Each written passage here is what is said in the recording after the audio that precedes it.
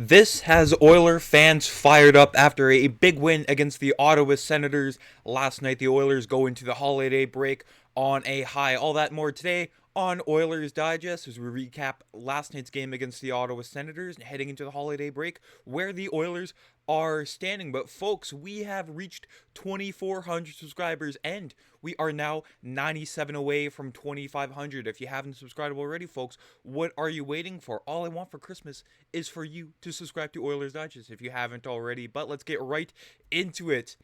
How sweet it is. Yes, last night Ryan Nugent-Hopkins missed the game against the Ottawa Senators last night as he was not on the ice for warm-ups as he was out with an illness. But nonetheless, the Oilers prevailed with a 3-1 win over the Ottawa Senators. Both teams on the second half of a back-to-back and having their starters in between the pipes. Of course, that's a rarity for both teams have their starters on the second game of a back-to-back as the Ottawa Senators beat the Vancouver Canucks in 5-4 in overtime on Saturday night, and the Oilers also won in overtime against the San Jose Sharks. But Victor Arvidsson boosted up to the first line alongside Connor McDavid and Zach Hyman, and he opens up the scoring off of a very nice feed from Connor McDavid, and it was a nice tap in by Victor Arvidsson, his first goal since November 9th against the Vancouver Canucks. Of course, he missed all that time with injury, so it was a nice way for him to boost his confidence getting onto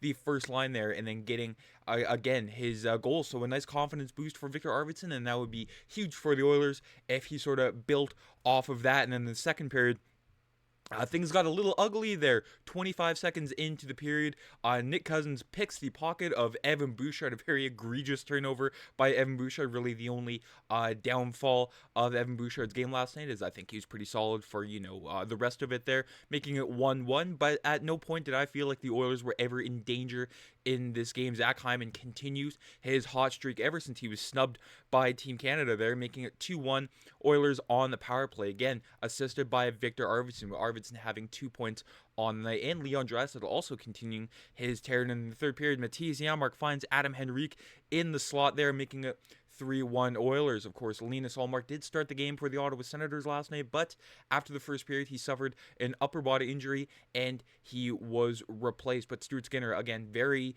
very solid in that, but it wasn't a very eventful game.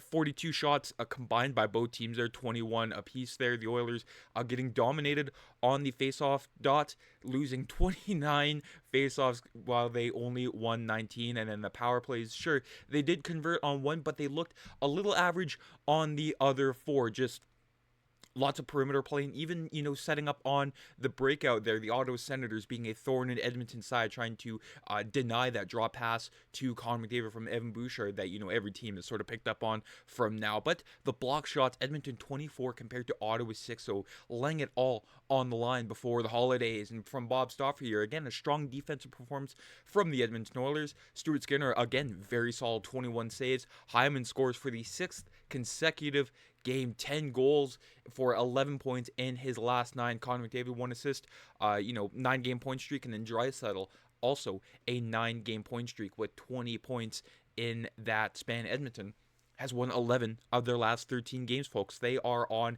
a heater. And just looking at the hockey stat card here, Victor Arvidsson with one of the best, bars so far of the season. Lots of other names that you wouldn't really expect near the top, but they are there. Connor Brown, Adam Henrique, and Mattias Janmark. That third line carried over from the Stanley Cup playoffs last year, and they were spectacular. Of course, when people say the Oilers had no bottom six depth, I can point to that line exactly and say when you need them to do anything and everything, they will do so. But Jeff Skinner, again, another questionable game from him. But Kris Knoblauch was asked about Jeff Skinner in the post game press conference, and he said, "You know what? The season is long. Jeff Skinner will get his opportunities." So that remains to be seen. And then just looking here at the heat map.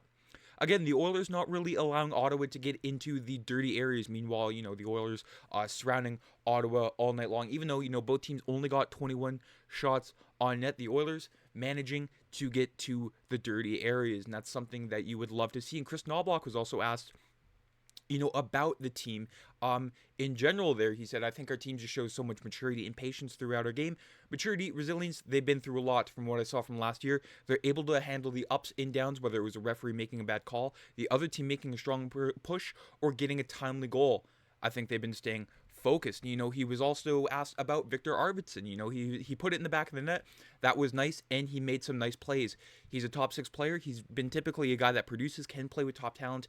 And this week I'm playing 3 and 4. Of course, the Oilers and Senators both on a very compact schedule, but both teams, throughout the game, they kind of did look gassed, but again, the Oilers prevailing. He played the first game majority on the fourth line, moved up to the second line in the second game, and with the illness to Nuge, he can certainly fill in that role, and that he did. Of course, Victor Arvidsson, huge game from him last night from Kris Knoblauch. Again, he was also asked about the different ways the Oilers can win. He said, you look at how these last 3 games have gone. They've gone completely different. Tonight we had a lead for most of the game, and we didn't waver how we played. The Boston game wasn't our best, but we found a way to get back into that game, doing the little things. And then the San Jose game, where we had pretty much every opportunity to score and carry the play.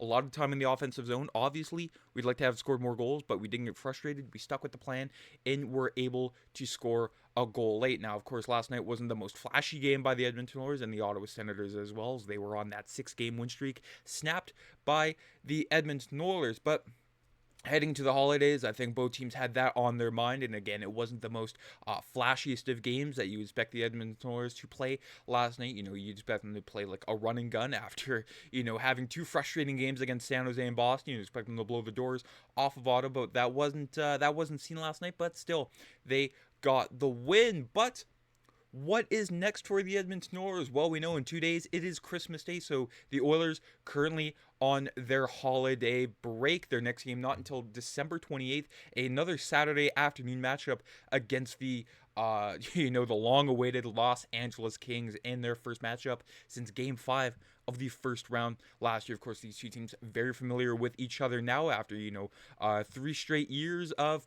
meeting each other in the first round. And of course, this will be Victor Arvidsson's first game against his old club, and the Oilers will also be facing up against Warren Foegele, which is also his first game against his old team. So familiar faces in new uniforms, and that should be very exciting to see. But before that, we have the World Junior Hockey Championships on Boxing Day. Canada does take on Finland. The Oilers have a prospect on Team Canada, Bo Akey. So, if you're, hockey deprived, the World Juniors, always a fantastic way to pass the time. It's a holiday tradition. You cannot go wrong with the World Juniors. And another holiday tradition, the Spengler Cup, and former Oiler Sam Gagner was named to Team Canada for that Switzerland tournament. Those games are always on early in the morning. So again, got nothing to do, folks. Watch the Spengler Cup. Of course, it's not always, the greatest hockey, but the atmospheres are something else. But the Oilers, when it comes to the Western Conference, they are only 3 points back of the Vegas Golden Knights for first in the Pacific, and only 5 points back of Winnipeg for top of the conference. And the Oilers are on the top of something, the TSN Power Rankings. Last week, they were 4th, and they jumped up 3 spots to first place. So, folks, that should get you absolutely fired up when, the media finally buying in to the Edmonton Oilers. Of course, at the start of the season, lots of predictions had the Oilers, winning the Cup, winning the President's Trophy. But here we finally see the Oilers at the top of a power ranking here. But you can see they're not the only Canadian team to make that list, as the Winnipeg Jets are also 6th. So hopefully we can see the Oilers in that. Won 8 of 10 games in December and into the Christmas break on a 3-game winning streak. Edmonton ranks top 10 in goals for and against, plus top 5 in expected goals for and against, and high danger chances for and against. You can see there the past schedule there. The Oilers on a tear. When you compare it to last year, when at this point in the Christmas, when it came to Christmas, the Oilers were 15-15-1, and they are currently 21 11 and 2. So folks, lots to be excited for, and lots to be excited for, not just in hockey, but folks, have yourselves a very merry Christmas and happy holidays here from me and Aiden here at Oilers Digest. It should be a fantastic holiday season and lots of hockey to go around. Make sure to subscribe here to the channel, and we will be back soon. Have a merry Christmas. Take care. I'm Matt.